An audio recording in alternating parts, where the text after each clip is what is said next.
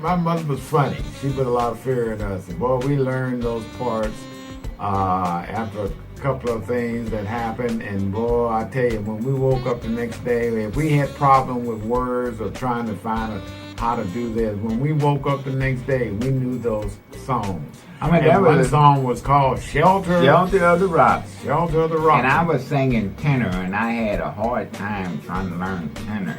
Yeah. And I tell you,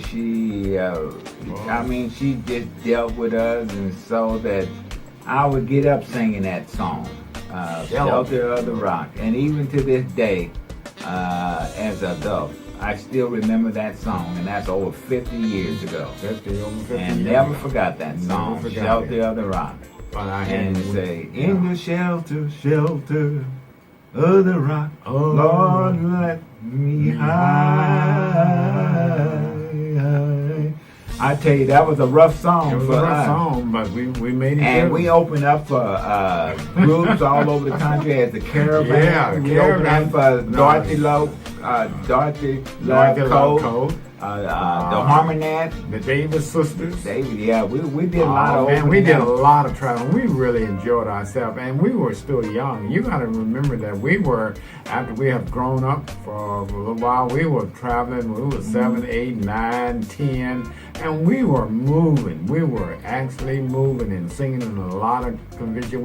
We did a lot of things over at the Memorial Hall over in Kansas City, Kansas.